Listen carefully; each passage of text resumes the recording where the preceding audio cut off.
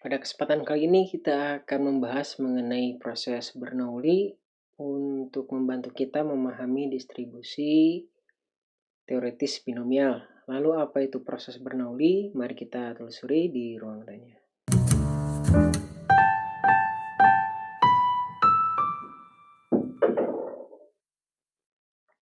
Assalamualaikum warahmatullahi wabarakatuh. Langsung kita lihat pembahasan proses Bernoulli dimulai dari motivasi kenapa kita harus mempelajarinya. Percobaan yang mengikuti proses Bernoulli, probabilitas random variable X dapat mengikuti 3 buah distribusi teoritis, yaitu distribusi binomial, distribusi negatif binomial, dan distribusi geometri.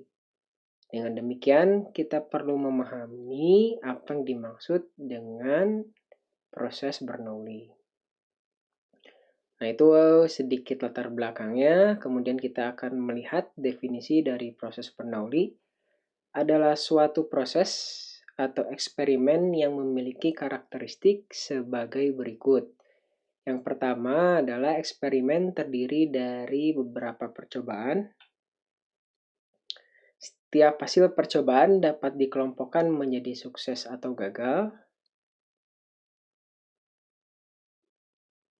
Yang ketiga, probabilitas sukses P itu bersifat konstan dari satu percobaan ke percobaan lainnya. Jadi pada saat percobaan pertama, nilai P-nya itu sama dengan percobaan yang kedua. Kemudian percobaan satu dengan percobaan lainnya independen. Dengan kata lain, hasil pada percobaan satu itu tidak akan mempengaruhi keadaan di percobaan kedua.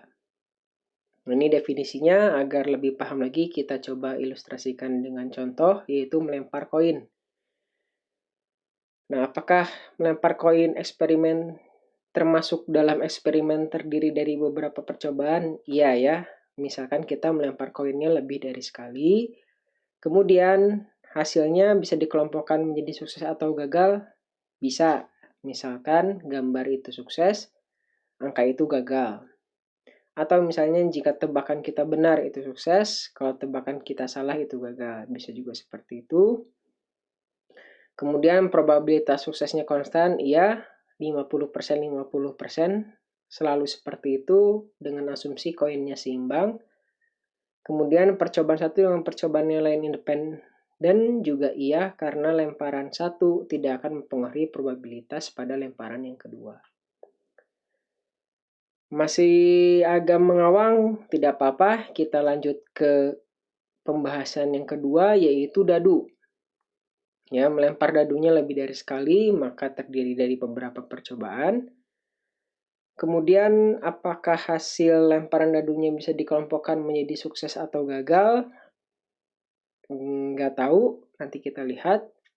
Probabilitas suksesnya bersifat konstan, iya, karena setiap angka itu probabilitasnya 1/6.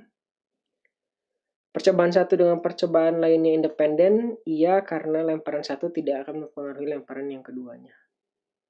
Nah, yang jadi masalah adalah yang nomor 2. Apa yang dimaksud dengan sukses atau gagal pada lempar dadu? Nah, misalkan kita bermain monopoli menggunakan satu dadu dan masuk penjara. Nah, untuk keluar penjara kita harus melempar dadu dan angka yang muncul adalah angka 6. Yang lainnya gagal. Dengan demikian kita bisa definisikan sebagai berikut, bahwa munculnya angka 6 itu sama dengan sukses, muncul angka lainnya itu sama dengan gagal. Dengan P-nya itu adalah 1/6. Dengan demikian, jika kasusnya seperti ini, maka lempar dadu memenuhi 4 kriteria tersebut dan masuk ke dalam proses Bernoulli. Kita coba satu contoh lagi, yaitu kartu. Jadi kita mengambil kartu beberapa kali gitu ya, dari sebuah tumpukan kartu, maka dia terdiri dari beberapa percobaan. Kemudian setiap hasil percobaan dapat dikelompokkan menjadi sukses atau gagal. Iya, misalkan kita ingin mencari munculnya as ya, dianggap sukses dan yang lainnya dianggap gagal.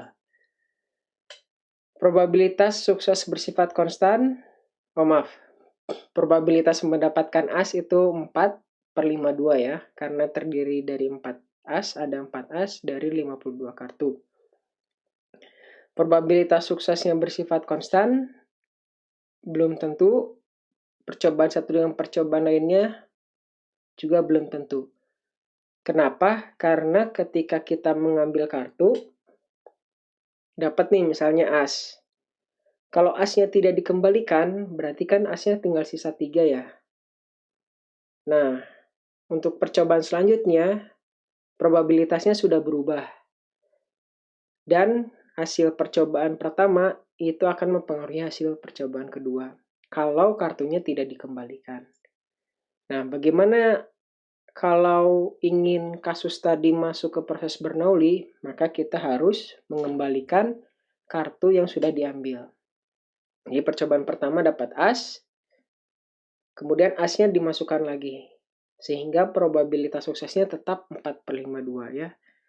Sehingga probabilitas suksesnya konstan, dan percobaan satu dengan percobaan lainnya menjadi independen kalau dikembalikan. Kalau tidak dikembalikan, bagaimana? Itu akan mengikuti hypergeometrik yang akan dibahas di episode selanjutnya.